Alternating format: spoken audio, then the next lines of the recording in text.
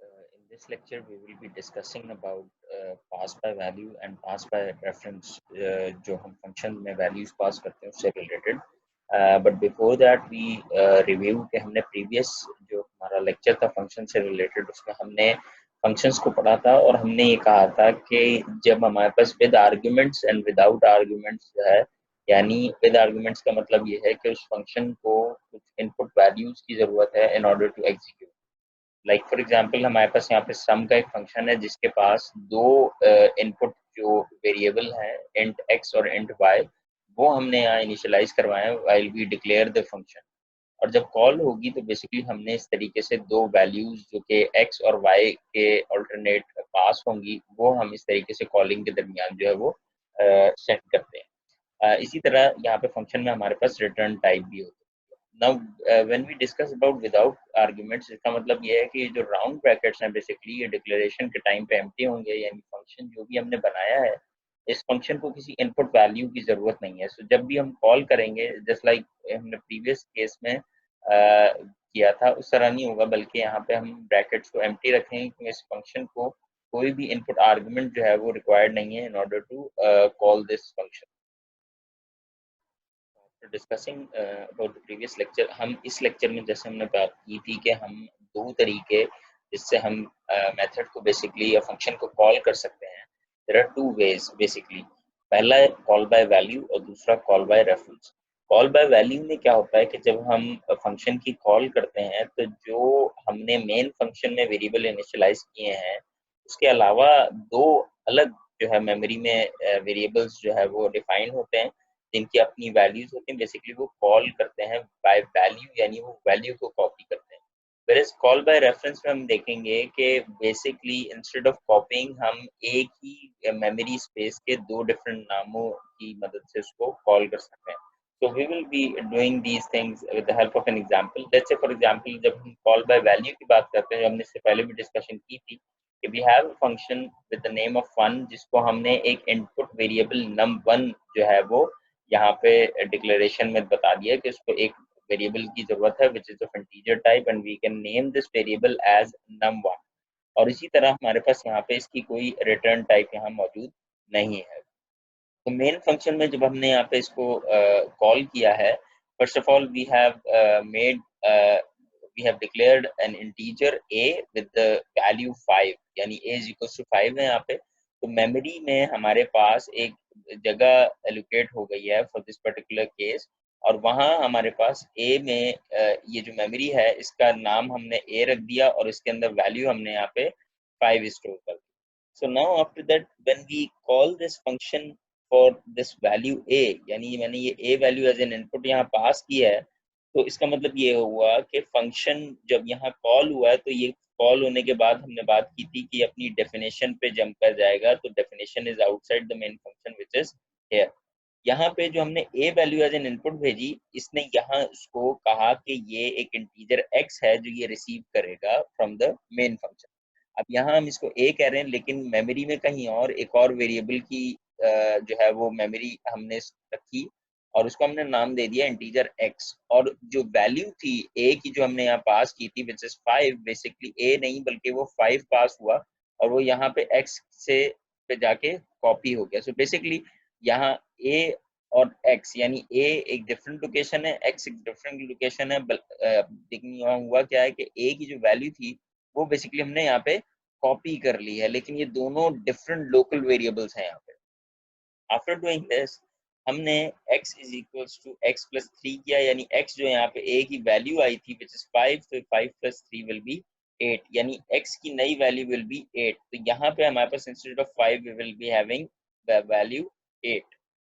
अब यहाँ जब हम दोबारा फंक्शन के खत्म हो गया तो रिटर्न हमने वापस उसी पॉइंट पे जाना है, तो हम रिटर्न होके इसी लाइन पे दोबारा आ गए।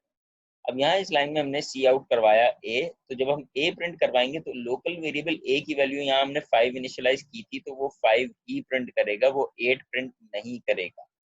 क्यों? क्योंकि हमने ये कॉल बाय वैल्यू या पास बाय वैल्यू जो है वो यहाँ पे इम्प्लीमेंट किया है। discussing this, let's last time हमने एक कोड डिस्कस किया था जिसमें बेसिकली हमने वैल्यू स्वैप करने की कोशिश की थी, and that was the example of pass by value.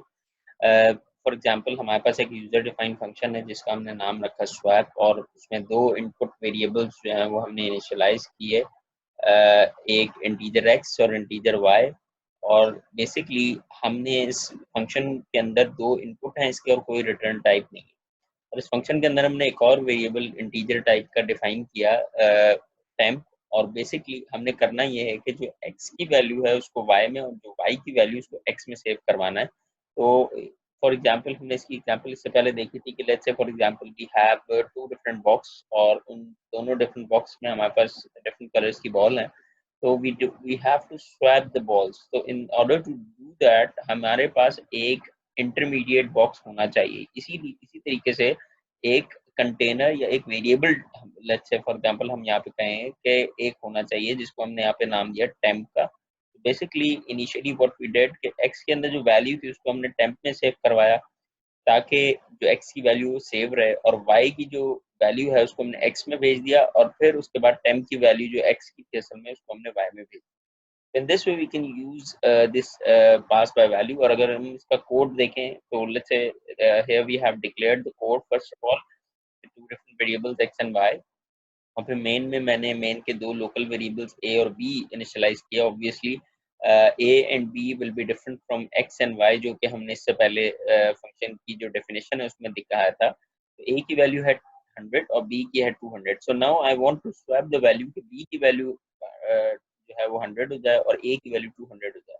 So before swapping मैंने क्या किया, इसको स्क्रीन पे डिस्प्ले करवाया सी आउट की मदद से, before swap value of a, और फिर ए की वैल्यू को प्रिंट करवाया तो it will be before swap value of a is 100, before swap value of b is 200।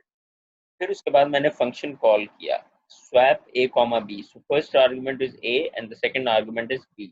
तो दिस फंक्शन जो हमने कॉल किया इसकी डेफिनेशन हम ऑलरेडी पीछे दे चुके हैं। तो बेसिकली यहाँ पे x और y है वो यहाँ पे a एंड b बन जाएगा, और हमने उसके बाद जब फंक्शन कॉल होके आया तो वहाँ पे क्या हुआ कि यहाँ x की जगह a और y की जगह b आया, और हमने यहाँ स्वैपिंग करके ये वैल्यूज रिटर्न नहीं की क्योंकि नॉन रिटर्निंग टाइप थी, और जब दोबारा मैंने ए और बी की वैल्यू को प्रिंट किया तो उसने सेम वैल्यू दी। तो इसलिए कि यहाँ पास बाय वैल्यू था, अंदर जो हमने फंक्शन के बेसिकली स्वैपिंग की थी वो स्वैपिंग जो है वो एक्स और वाई की थी। एक्स और वाई डिफरेंट वेरिएबल्स के मेमोरी में थे क्योंकि ये पास बाय वैल्यू है, जबकि यहाँ पे हमने ए और बी को दोबारा प्रिंट करवाना है तो it will not make the difference for the code. ये स्वैपिंग जो है वो आउटसाइड ए और बी के लिए वैलिड नहीं होगी। So now we can see the code. This is the code where we have written declare the function first, और उसके बाद local variables a and b, फिर उसको before swapping and after swapping जो है वो हमने डिस्प्ले करवाया, एंड इन बिटवीन हमने फंक्शन स्वैप ए बी को कॉल किया, और मेन के बाहर हमने इस स्वैप के फंक्शन की जो डेफिनेशन है वो मेंशन कर दी। So now we try to compile this code, और कंपाइलेशन के बाद वी कैन सी कि जी हमारे पास जो आउटपुट आया है वो बेसिकली 100 200 100 200, बिकॉज स्वैपिंग जो है वो इस केस में हमारे पास नहीं हुई थी जो हमने यहाँ इस कोड में देखा। So in this way we can understand कि जो पास बाय वैल्यू है बेसिकली वो फंक्शन के अंदर अगर आप कोई चेंज करते हैं वेरिएबल की तो फंक्शन के अंदर चेंज करने की वजह से हमारे पास जो आउटसाइड द फंक्शन है उसके लिए ये एग्जिस्ट नहीं करेगा।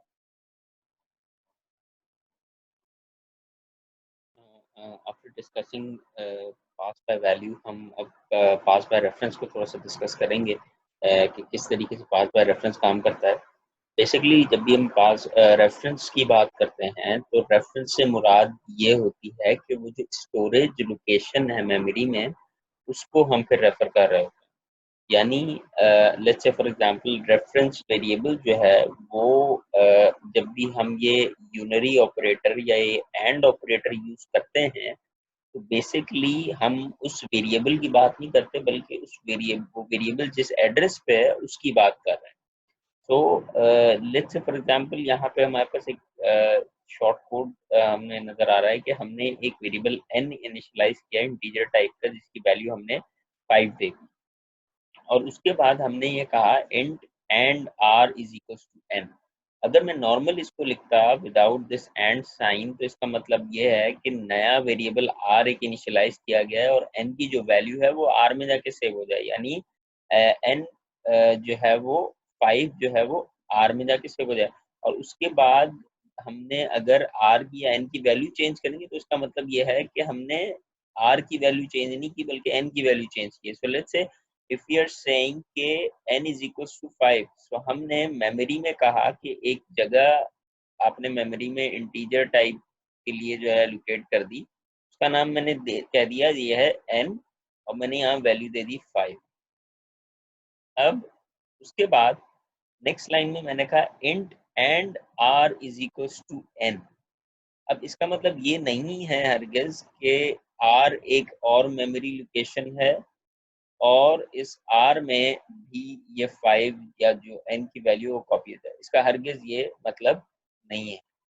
इसका मतलब ये है कि हमारे पास ये जो बेसिकली n है, यानी n और r अब दोनों एक ही मेमोरी लोकेशन को एड्रेस कर रहे हैं, यानी एक मेमोरी के दो नाम हो गए, चाहे आप n कह लें चाहे आप r कह लें, दोनों मतलब एक ही मेमोरी लोकेशन है और उस मेमोरी लोकेशन में 5 मौजूद।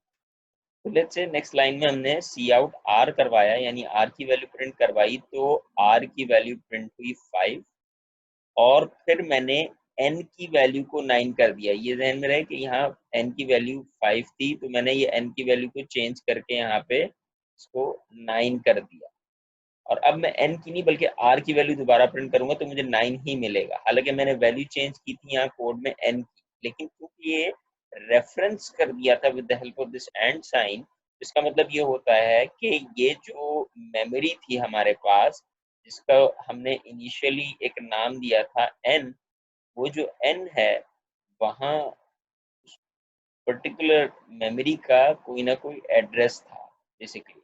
लेट्स से वो एड्रेस था 1004, तो R का और N का एड्रेस बेसिकली हमने सेम कर दिया with the help of this unary operator, जिसको हम एड्रेस ऑपरेटर कहते हैं एंड के साइन। तो जब भी हम रेफरेंस वेरिएबल डिक्लेयर करेंगे तो हम ये एंड का साइन जो है वो उसके साथ ये एंड का ऑपरेटर जो है जरूर ऐड करेंगे। अब यहाँ कुछ इम्पोर्टेंट चीजें कि अगर मैं इसकी जगह लिखता एंड स्पेस एंड आर, यानी एंड और आर के बीच में स्पेस ना देता और एंड के बीच में देता इज इक्वल टू एन, या अगर मैं कहूँ and without space and space r is equal to n, या मैं कहूँ and and space and space r is equal to n, ये तीनों एक ही, तीनों का मतलब है तीनों इक्विवेलेंट है, कोई फर्क नहीं है चाहे आप स्पेस दें या आप स्पेस ना दें। सो बेसिकली हमने इस एग्जांपल में देखा कि हमारे पास ये जो R और N है with the help of this address operator, ये दोनों एक ही या सेम स्टोरेज लोकेशन की तरफ एड्रेस कर रहे होते हैं by using this reference variable. So now after that अब हम डिस्कस करेंगे the difference between pass by value and pass by reference.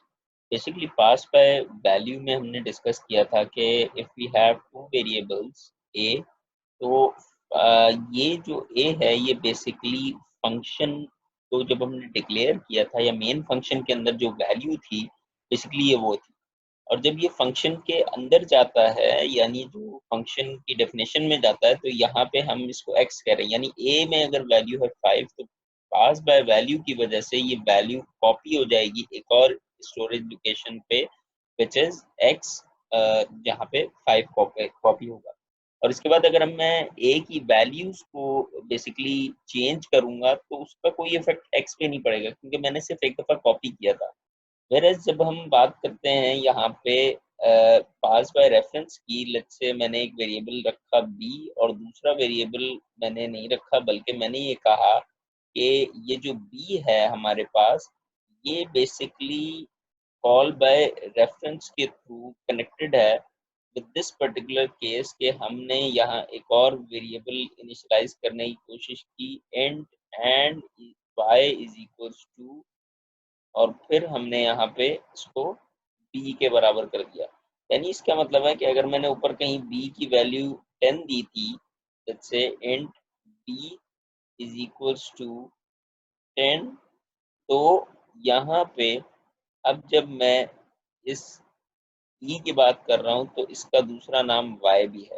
यानी अगर मैं y को चेंज करता हूँ या b को चेंज करता हूँ तो ये वैल्यू चेंज होगी, क्योंकि ये दोनों एक ही स्टोरेज लोकेशन को एड्रेस करवा रहे हैं। So now in this example, अब हमने जो इससे पहले बात की थी एक्सचेंज ऑफ वैल्यूज की, बेसिकली हमें जहाँ पे एक टेम्परेरी वेरिएबल की ज़रूरत थी, तो ये वही कोड है बेसिकली, और वहाँ यहाँ पे हमने पास बाय वैल्यू के थ्रू जो है वैल्यूज को एक्सचेंज करना है। So let's say we have initialized a function, जहाँ हमने फंक्शन डिक्लेयर किया विद द नेम एक्सचेंज, और उसमें हमने दो इनपुट पैरामीटर्स डिफाइन किए, एक num1 और दूसरा num2। So the return type for this particular function is void. Inside the main function हमने दो इंटीजर्स इनिशियलाइज किए, एक इंटीजर a और दूसरा इंटीजर b। a में मैंने 7 वैल्यू पुट कर दी और b में मैंने 5। So let's say these are the memory locations for this a and b, and I want to swap these value, यानी जो a की वैल्यू 7 है वो b में चली जाए, b की वैल्यू 7 में चली जाए। So in order to do that, हमने किया क्या, हमने ये exchange का जो मेथड था या फंक्शन था जिसको हमने यहाँ डिक्लेयर किया था उसको कॉल किया। अब जब कॉल किया तो basically compiler will jump from this point two this function call, जहाँ पे हुआ है उससे वहां से वो डेफिनेशन की तरफ आ जाएगा। यहाँ हमने जिस वेरिएबल को a कहा है और b कहा है, ये दो अलग अलग मेमोरी लोकेशंस थी। इधर हमने दो मजीद मेमोरी लोकेशंस जो हैं वो डिफाइन कर दी, विच इज num1 एक मेमोरी लोकेशन और num, ये जो num1 है ये पहला एलिमेंट है और ये यहाँ से a की वैल्यू को कॉपी करेगा, यानी num1 में हमारे पास जो है वो 7 इनिशियली सेव होगा, एंड देन num2 में b की value save. In this way we can say कि हमने यहाँ पे जो है वो पास बाय वैल्यू जो है वो इम्प्लीमेंट किया है। Then after that basically what we have done कि मैंने एक होल्ड के नाम का वेरिएबल इनिशियलाइज करवाया और num1 की जो वैल्यू थी उसको होल्ड में मूव करवा दिया, और num2 की जो वैल्यू थी उसको num1 में मैंने सेव करवा के जो होल्ड की वैल्यू थी उसको num2 में करवा दिया, और यहाँ से जो फंक्शन है वो रिटर्न होगा और रिटर्न होके वापस यहाँ पे आएगा। और अब मैं जब a की वैल्यू और b की वैल्यू प्रिंट करूंगा तो मेरे पास a और b 7 और 5 ही प्रिंट होंगे, क्योंकि ये कॉल बाय वैल्यू के लिए हमने यूज किया। सेकंड केस में जो कॉल बाय रेफरेंस की अगर हम बात करें, तो यहाँ डिक्लेरेशन के लिए सबसे पहले ज़रूरी है फंक्शन में कि हम डिक्लेयर करें और उसे बताएं कि नॉर्मल वेरिएबल नहीं है num1 num2, बल्कि ये वेरिएबल है, रेफरेंस वेरिएबल्स हैं, तो इसलिए हमें यहाँ पे एंड ऑपरेटर लगाना जरूरी है। और जब बाकी मेन में हमने ए और बी की वैल्यू रखी, ए और बी की वैल्यूज जब यहाँ हमने पास की, तो कॉल के टाइम पे हमने क्या किया, हमने कंपाइलर जो है वो यहाँ जंप कर जाएगा, और जो ए और बी है बेसिकली ए जो है वो num1 है और बी जो है वो num2 है, and they are basically the same name of two names of same memory location. तो यहाँ हम ये होल्ड करवा के num1 की वैल्यू को num2 में, अब यहाँ हमने num1 और num2 को रिटर्न नहीं करवाया और यहाँ a और b को आउटपुट पे प्रिंट किया, तो हमारे पास वैल्यूज एक्सचेंज यानी स्वैप हुई भी हमें मिलेंगी, because a is another name of num1 and b is another name of num2. Now we have an example of the code के जहाँ पे we will add two integer values, और उसके बाद जो उसका आउटपुट है वो बेसिकली हम एक वेरिएबल में स्टोर करेंगे जो कि रेफरेंस होगा, यानी वहाँ पे थ्रू रेफरेंस जो है या एंड ऑपरेटर जो है वो हम उसको यूज करेंगे। So the thing is कि let's say for example the name of the function is add numbers, वहाँ पे हमने दो इंटीजर वो जो इनपुट देंगे जिनको ऐड करवाना है, और ये इंट एंड जो है वो बेसिकली उसका आउटपुट है, जो कि हम बाय रेफरेंस जो है वो कॉल करवाएंगे। So when we look at the code, यहाँ पे हमने इस फंक्शन को डिक्लेयर करवाया with the name add numbers, और इस ऐड नंबर के हमारे पास फंक्शन में दो इनपुट आर्गुमेंट हैं, एक इंट ये वाला और एक ये। अब यहाँ पे जरूरी नहीं है डिक्लेरेशन के टाइम पे कि हम वेरिएबल का नाम भी दें, लेकिन डेफिनेशन और कॉलिंग में obviously we need to give the names and values of the variable. यहाँ पे डिक्लेरेशन में सिर्फ हम अगर डेटा टाइप देंगे तो वो भी करेक्ट कंसिडर किया जाता है। So and the final variable जो कि हमने स्टोर कराना है, that will be called by reference and that will be the integer type as well. फिर हमने मेन फंक्शन बनाया। मेन फंक्शन में मैंने एक a इज इक्वल टू 10 का वेरिएबल जो है वो इनिशियलाइज करवाया और b इज इक्वल टू 5, और जो सम है बेसिकली उसको हमने यहाँ पे 0 कंसिडर किया। तो यहाँ तीन इंटीजर्स बेसिकली हमने इस एग्जाम्पल में कंसिडर किए। सो now when we made the call to this particular function, कि जहाँ पे हमने कहा ऐड नंबर्स a b, यानी अब दो इंटीजर वैल्यूज a और b आएंगे और तीसरा रेफरेंस के थ्रू आएगा सम। तो यहाँ पे obviously this some is a normal integer, तो हम यहाँ सम की वैल्यू सेंड करेंगे। नाउ वी आर सेइंग कि जी अब ये कॉल हुई है तो ये फंक्शन अपनी डेफिनेशन पे जाएगा।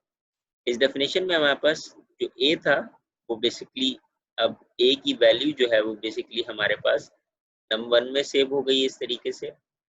इसी तरह जो b की वैल्यू है वो num2 में सेव हो गई है।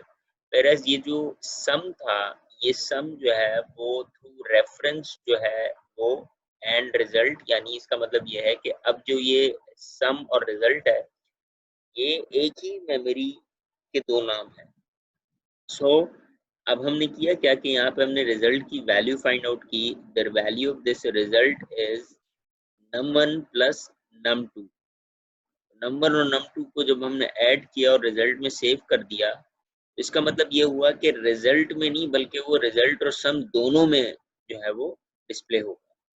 सो बाहर आके जब हम ये फंक्शन वापस आएगा यहाँ पे कॉल पे, तो नेक्स्ट लाइन में जब ये आएगा तो इसने सी आउट किया a की वैल्यू विच इज 10, प्लस का साइन, फिर b की वैल्यू विच इज 5, फिर इक्वल्स टू का साइन और सम की वैल्यू। अब सम की वैल्यू तो यहाँ हमने 0 दी थी, लेकिन क्योंकि कॉल बाय रेफरेंस के थ्रू हमने इसको कनेक्ट कर दिया था एंड रिजल्ट से, तो रिजल्ट में जो वैल्यू ऐड होकर आई थी वो 15 थी, तो इसलिए सम प्रिंट करने के बाद हमें यहाँ पे 15 वैल्यू डिस्प्ले होगी।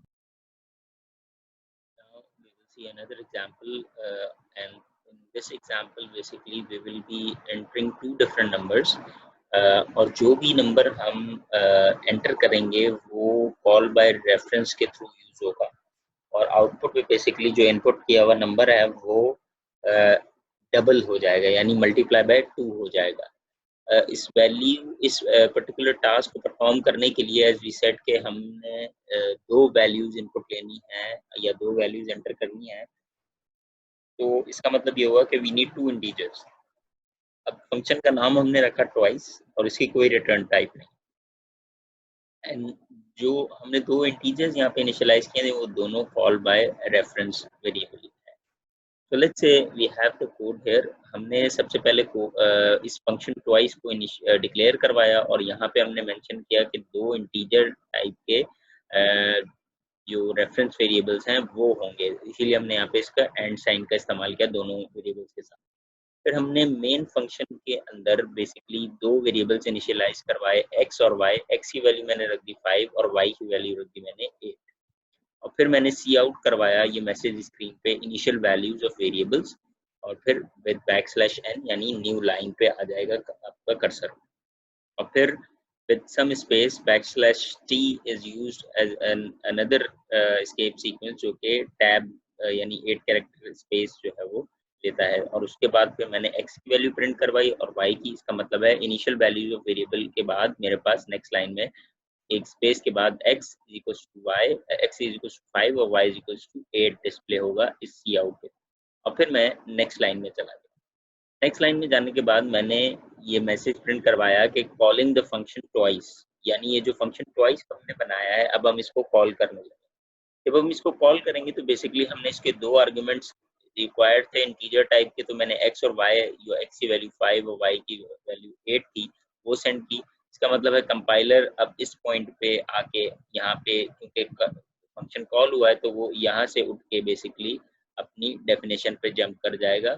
और यहाँ पे उसने कहा कि int and a int and b, यानी फॉर एग्जाम्पल हमने जिस चीज को यहाँ पे x कहा था और जिसको हमने y कहा था बेसिकली अपने कोड में, तो इन x और y की मेन फंक्शन ने वैल्यूज इनिशियलाइज करवाई 5 और 8। Now in this particular case basically what we have done, हमने कॉल बाय रेफरेंस यूज किया है और इस कॉल बाय रेफरेंस पे हमने इस x को यहाँ पे a भी कह सकते हैं और यहाँ y को b भी कह सकते हैं। So inside this function what we have done, a steric is equals to 2, ये हमने डिस्कस किया था कि a steric equals to 2 का मतलब है a is equals to a steric 2, यानी a को 2 से मल्टीप्लाई करना है और जो आंसर है वो वापस a में आके सेव हो जाएगा। इसी तरीके से b भी मल्टीप्लाई होगा, तो यानी इसका मतलब ये हुआ कि a और b की जो वैल्यूज हो गई वो यहाँ पे 5 मल्टीप्लाई बाय 2 10 और 2 मल्टीप्लाई बाय 8 16। तो अब यहाँ पे हमारे पास जो न्यू वैल्यूज हैं बेसिकली इन वेरिएबल्स की, वो a इज इक्वल्स टू 10 हो गई और यानी x भी 10 हो गया, क्योंकि यहाँ पे अब बेसिकली हमारे पास 5 की जगह 10 आ जाएगा आफ्टर मल्टीप्लाइंग और यहाँ पे 16 आ जाएगा, 8 मल्टीप्लाई बाय 2 विल बी 16। अब यहाँ बेसिकली हमने a और b को चेंज किया है, लेकिन क्योंकि ये कॉल बाय रेफरेंस है, एंड का साइन हमने यहाँ यूज किया और डिक्लेरेशन में भी बताया हुआ है, तो इसका मतलब ये हुआ कि ये दोनों एक ही मेमोरी के दो डिफरेंट नाम हैं। तो जब मैं आउटपुट यहाँ से जब ये रिटर्न होगा वापस जाएगा इस लाइन पे और आगे लाइन प्रिंट करेगा, तो सबसे पहले ये लाइन प्रिंट करेगा the new values of x and y are, and then मैं एक्स और वाई की वैल्यूज प्रिंट कर रहा हूँ। एक्स और वाई की मैंने 5 और 8 वैल्यू दी थी, लेकिन क्योंकि ये कॉल बाय रेफरेंस के थ्रू ए से कनेक्टेड है और बी से कनेक्टेड है, तो इसलिए हमारे पास यहाँ पे 10 और 16 आउटपुट पे डिस्प्ले होगा। So this is basically the output of the code के जहाँ पे हमारे पास x और y की वैल्यूज जो है कॉल बाय रेफरेंस के थ्रू a और b से कनेक्टेड थी। So in the next example हम यहाँ पे देखेंगे कि हमारे पास हमने कॉल बाय रेफरेंस को यूज करना है और बेसिकली हमने 4 डिफरेंट फंक्शंस बनाने for plus minus multiply divide, और इन तमाम फंक्शंस के अंदर जो है वो 2 इनपुट वैल्यूज जो है वो जाएंगी और बाकी जो आउटपुट है वो बेसिकली कॉल बाय रेफरेंस के थ्रू आउटपुट जो है वो हम यहाँ पे सेंड करेंगे। So we have multiple inputs. We will process the functions over these inputs or get the result from the code. यहाँ पे हमारे पास हमने चारों फंक्शंस को एडिशन, सब्ट्रैक्शन, डिवीजन और मल्टीप्लिकेशन को डिक्लेयर किया। They have no return type, और उसके बाद हमने क्योंकि दोनों चारों के चारों फंक्शंस को 2 इनपुट वेरिएबल्स की जरूरत है, that's why we have put here integers for each of the function, और चारों के चारों जो हमारे फंक्शंस हैं उनके आउटपुट को हमने कॉल बाय रेफरेंस के थ्रू फ्लोट वेरिएबल जो है वो यहाँ पे डिक्लेयर करवा दिया। Now further we have defined these functions. अब यहाँ पे हमने एडिशन का फंक्शन डिफाइन किया है कि इसको 2 इनपुट वैल्यूज की जरूरत है। We will come to these definitions later on. First हम ये देखेंगे कि किस तरह मेन फंक्शन में ये functions one by one call होते हैं। So now we have initialized 2 different numbers, num1 and num2 with values 10 and 5, और यहाँ पे हमने एक फ्लोट वेरिएबल इनिशियलाइज किया है, रिजल्ट इज इक्वल्स टू 0 की हमने वैल्यू रखी है। Now when we are calling this multiplication function, ये अपने साथ इनपुट पे num1 num2 और रिजल्ट लेके जा रहा है। Result is basically a call by reference by the definition and declaration. जैसे कि हमने मल्टीप्लिकेशन में देखा, यहाँ पे हमने एंड साइन नहीं लगाना होता, because from the declaration point of view अगर हम यहाँ जाएं तो third element is float. Now we have declared float result, ये रिजल्ट जो है वो ऑटोमेटिकली कॉल बाय रेफरेंस होगा। Now as we have made this call of this particular function, अब ये मल्टीप्लिकेशन का जो फंक्शन है उसमें उसकी डेफिनेशन की तरफ जाएगा। And now we have this num1 num2, we can name it same like num1 और num2 यहाँ का है, यहाँ पे भी कह सकते हैं, और यहाँ पे हमने इसको फ्लोट एंड आंसर, यानी यहाँ जो रिजल्ट है बेसिकली ये रिजल्ट वेरिएबल है और उसी वेरिएबल के हमने दो नाम रख दिए, one is answer and the other is basically the result parameter. So both have the value of 0. Initially जो value गई है वो 0 गई है because हमने यहाँ पे 0 इनिशियलाइज किया। तो बाद हमने मैसेज प्रिंट कराया प्रोडक्ट ऑफ टू नंबर्स और फिर सी आउट करवाया, num1 की वैल्यू प्रिंट करवाई तो num1 की जो वैल्यू आई थी वो यहाँ पे हमारे पास 10 आई थी, तो it will be printing 10। Multiply का साइन आएगा, प्रिंट हुआ हुआ num2 की वैल्यू विच इज 5 और उसके बाद इक्वल्स टू का साइन आएगा। एंड देन फाइनली हम यहाँ से जो बेसिकली आंसर है हमारा, हम यहाँ से रिटर्न नहीं करवा रहे, इसलिए नहीं करवा रहे कि there is no such return type of this function, लेकिन आंसर और रिजल्ट, क्योंकि हमने कहा था एक ही मेमोरी के दो नाम है, तो यहाँ जब ये आंसर की वैल्यू पुट कर रहा है तो यहाँ ऑब्वियस सी बात है कि when we will be printing this result, हमारे पास जो आंसर और रिजल्ट में जो वैल्यू है बेसिकली 50, वो यहाँ प्रिंट हो। इन द सेकंड केस हमने यहाँ पे कॉल की है सब्ट्रैक्शन का function. Similarly we have put this result value, और रिजल्ट में अभी जो वैल्यू पड़ी है मल्टीप्लिकेशन की वजह से वो हमारे पास 50 पड़ी है, but when this 50 is coming as a call by reference, यहाँ आंसर में हमने इसको कॉल बाय रेफरेंस के थ्रू का और num1 माइनस num2 और उसको आंसर में सेव किया। वापस आके जब हम दोबारा रिजल्ट प्रिंट करेंगे तो then in that case it will be 10 minus 5 will be 5। तो रिजल्ट की वैल्यू यहाँ पे अब या आंसर की वैल्यू अब 5 हो जाएगी 50 से। सिमिलरली हमारे पास सब्ट्रैक्शन और डिवीजन की जो कॉल्स हैं वो इंडिविजुअली इस तरीके से execute. In the next example, basically we have to calculate the total price of three different items. Let's say for example we have a shopkeeper, हमारे पास एक शॉपकीपर है जो कि नोटबुक्स, इंग्लिश नॉवेल्स और स्टेशनरी तीन कैटेगरीज में जो है वो डिफरेंट जो है कंपोनेंट्स सेल कर रहा है, and price of each component is given here 160, 1200 and 110. So now what we have to do basically, हमें एक कॉल प्राइस का एक फंक्शन बनाना है और उस कॉल प्राइस में बेसिकली हमने दो एलिमेंट्स की प्राइस जो है वो एंटर करनी है, और तीसरी जो टोटल है that will be call by reference, जिसको हमने एंड टोटल के की मदद से यानी रेफरेंस के थ्रू जो है वो सेंड किया है। So now we will see this code. Basically हमारे पास यहाँ पे हमने कॉल प्राइस के अलावा एक और फंक्शन क्रिएट किया है, दो और फंक्शन, डिस्प्ले लाइंस और डिस्प्ले स्टार्स। इस फंक्शन का कोई ज़्यादा इम्पोर्टेंस नहीं है, इसको सिर्फ हमने कुछ इक्वल्स टू के साइन और स्टार के साइन जिस for the presentation of the output के लिए जो है वो हमने यहाँ पे डिक्लेयर करवाया। So now, first of all, we will start understanding the code from the main function, और फिर जब कॉल होगी कोई भी फंक्शन की तो फिर हम वहाँ पे इसका फंक्शन जो है वो उस पर जंप कर जाएंगे। So now, before we move on, I would like to share the code form of this whole operation. यहाँ पे हमारे पास हमने तीन फंक्शंस डिक्लेयर किए। पहला हमने कॉल प्राइस का रखा, फिर हमने डिस्प्ले लाइंस का डिक्लेयर किया और फिर डिस्प्ले स्टार्स। ये तीन जो फंक्शंस हैं यहाँ पे हमारे पास तीनों फंक्शंस जो हैं वो डिक्लेयर हो गए। These are the definitions of function 1, 2 and 3 हमारे पास, ठीक है। एज वी डिस्कस बिफोर कि ये जो डेफिनेशन है ये हम मेन के बाद भी दे सकते हैं, मेन से पहले भी दे सकते हैं। We will come to this definition later on, जहाँ जैसे जैसे कॉल होगी। So let's say main function हमारा ये है। इस मेन फंक्शन में हमने पहले स्टेशनरी की क्वांटिटी एक वेरिएबल इंटीजर रखा, बुक्स की क्वांटिटी, नॉवेल्स की क्वांटिटी। तो ये तीन बेसिकली हमारे पास वेरिएबल्स हैं ऑफ इंटीजर टाइप। उसके बाद हमने यहाँ पे प्राइस दी, स्टेशनरी की प्राइस, बुक्स की प्राइस और नॉवेल की price. So we have 110, 160 and 1200 for each of these item.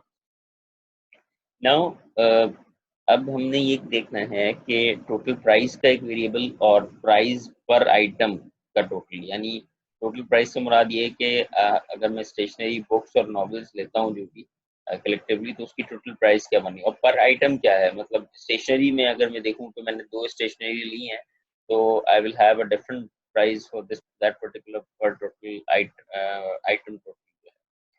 उसके बाद हमने यहाँ पे डिस्प्ले लाइंस का एक फंक्शन जो हमने बनाया था उसको कॉल किया। तो जब हमने डिस्प्ले लाइंस का फंक्शन कॉल किया तो इसका मतलब है कि ये जंप कर जाएगा इसकी डेफिनेशन पे विच इज हियर। और यहाँ हमने कुछ नहीं किया, सिंपली हमने ये इक्वल्स टू के जो साइन है इनको स्क्रीन में डिस्प्ले किया। तो first of all after calling this function हमारे पास यहाँ पे फंक्शन टू कॉल होगा तो ये इक्वल्स टू के साइन विजिबल होंगे। देन हमने मैसेज प्रिंट करवाया, how many notebooks did you buy, यानी अब हम बुक्स की या नोटबुक्स की जो क्वांटिटी है वो यूजर से इनपुट ले रहे हैं। तो उसने क्वांटिटी बुक्स यानी ये वाला जो इंटीजर वेरिएबल इसकी जो वैल्यू है ये इनपुट। जब ये मिल गई फिर नॉवेल्स की quantity of novels, quantity of stationery, जब हमें तीनों चीज़ों की क्वांटिटी मिल गई फिर हमने क्या किया, इनपुट लेने के बाद हमने फिर डिस्प्ले लाइंस का ये जो फंक्शन था ये दोबारा कॉल हुआ। एज वी डिस्कस कि एक फंक्शन जरूरी नहीं है एक ही बार कॉल हो, मल्टीपल टाइम उसको कॉल कर सकते हैं। तो यहाँ पे दोबारा से ये लाइंस ये मैसेज प्रिंट होने के बाद हमें इक्वल टू के साइन डिस्प्ले होते हुए नजर आएंगे। So here I would like to run the code to show कि जी किस तरीके से हमारे पास ये डिस्प्ले आ रहे हैं और किस तरीके से ये इनपुट ले रहा है। तो बेसिकली स्टेप बाय स्टेप जो हम देखेंगे इन this way you can see के पहले उसने इक्वल्स टू प्रिंट किया, फिर वो मुझसे नोटबुक, नॉवल और जो हमारी स्टेशनरी है की क्वांटिटी पूछा। So let's say I will be entering some value और फिर उसने इक्वल्स टू के जो डिस्प्ले है दोबारा कर दिया। अब हम कोड पे दोबारा वापस आते हैं, यहाँ पे आगे क्या काम कर रहा है code. So now we have given a variable per item total जिसकी इनिशियल वैल्यू मैंने 0 रखी है। मैंने ये कहा कि मैंने फंक्शन कॉल किया कॉल प्राइस का, तो हमने प्राइस निकाली थी जिसमें दो क्वांटिटीज थी, प्राइस थी उसकी, फिर क्वांटिटी कितनी लिया आपने और फिर टोटल उसका कितना बना। तो ये फंक्शन जब मैंने कॉल किया तो मैंने यहाँ बुक्स की प्राइस दी, यानी अब बुक्स, नॉवेल्स और स्टेशनरी के लिए अलग अलग होगा। यानी बुक्स प्राइस क्या है बुक की, एक सिंगल बुक की प्राइस 160 थी तो ये इनपुट आर्गुमेंट यहाँ पे चला गया। उसके बाद दूसरा क्वांटिटी ऑफ बुक्स, यानी जो यूजर ने यहाँ पे नंबर ऑफ बुक्स एंटर की थी तो वो कितनी नंबर ऑफ बुक्स उसने ली है, क्योंकि एक की प्राइस तो 160 है। उसके बाद टोटल प्राइस, अब ये टोटल प्राइस यहाँ पे हमें एक इसकी वैल्यू 0 नजर आ रही है, लेकिन ये कॉल बाय रेफरेंस वेरिएबल बन जाएगा। क्यों? क्योंकि जब हम इसकी कॉल पे जाएंगे, कॉल प्राइस की डेफिनेशन पे जाएंगे, कॉल प्राइस की डेफिनेशन हमारे पास ये रही, पहला प्राइस के लिए, दूसरा क्वांटिटी के लिए, तीसरा जो है टोटल के लिए which is call by reference. इसका मतलब है टोटल कह लूँ या मैं टोटल प्राइस कह लूँ, दोनों एक ही मेमोरी के अलग अलग नाम है। तो यहाँ पे हमने क्या किया कि मैंने p एक वेरिएबल इनिशियलाइज किया और मैंने कहा ये प्राइस जो है वो मल्टीप्लाई हो जाए क्वांटिटी से, क्योंकि एक क्वांटिटी हमें नंबर क्वांटिटी ज्यादा है, एक की प्राइस हम उसको मल्टीप्लाई कर देंगे। मल्टीप्लाई करने के बाद बेसिकली हमने जो टोटल है यानी p प्लस टोटल, यानी हमारे पास जो भी जाहिर सी बात है जो टोटल की वैल्यू आ रही है वो अभी हमने बुक्स के लिए किया है, फिर हमें स्टेशनरी के लिए किया है, तो ओवरऑल ये टोटल प्राइस यहाँ पे ऐड होके फिर टोटल दोबारा यहाँ पे हमारे पास बनेगा। तो यहाँ से जो टोटल जाएगा यानी नोटबुक्स की जो टोटल प्राइस थी दैट वाज, ये लिखते हैं अगर हमने दो बुक्स खरीदी हैं, एक बुक की प्राइस 160 है तो 320 हो जाएगा ये p की value. p plus total, total की इस वक्त वैल्यू, या दूसरे लफ्जों में मैं कहूँ कि टोटल प्राइस की करंट वैल्यू 0 थी तो it will B 320 plus 0 which is 320। तो यहाँ से हमने p को रिटर्न करवा दिया। In this way we will have this function और ये रिटर्न होके ये जो कॉल प्राइस है बेसिकली ये पर आइटम टोटल पे आ जाएगा ये इस तरीके से। और फिर हम इसी तरीके से जो है वो कॉल प्राइस यहाँ पे हम नॉवेल्स की क्वांटिटी और प्राइस भेजेंगे और वहाँ से उसकी टोटल प्राइस निकालेंगे। और फिर इसी तरह हम स्टेशनरी के लिए भी यही काम करेंगे और पर आइटम टोटल की जो वैल्यू है वो हमारे पास बेसिकली यहाँ पे अपडेट हो जाएगी। फाइनली जब हम पर आइटम टोटल ये टोटल प्राइस को जब डिस्प्ले करवाएंगे तो टोटल प्राइस हमारे पास जो भी टोटल हमने कंपोनेंट्स खरीदे हैं वो यहाँ पे डिस्प्ले हो जाएंगे सी आउट पे। और डिस्प्ले स्टार जो है बेसिकली आखिर में कॉल किया हमने ताकि वो ये एंड कर देगा इसका प्रोग्राम। तो बाकी जो हमारा आउटपुट था वो बेसिकली कुछ इस तरीके से होगा कि हमारे पास 3 प्राइस फॉर नोटबुक ये हमने सी आउट करवाया, 2 मल्टीप्लाई बाय 160 320, 1200 की एक थी और हमने तीन ली 3600, एक 110, तो total price will be 40 30. So in this way we can see कि किस तरीके से ये हम कोड जो है वो कॉल बाय रेफरेंस के थ्रू जो है वो टोटल वेरिएबल्स जो हैं वो या मल्टीपल आइटम्स जो हैं वो हमने यहाँ पे परचेज किए और टोटल प्राइस को हमने कॉल बाय रेफरेंस के थ्रू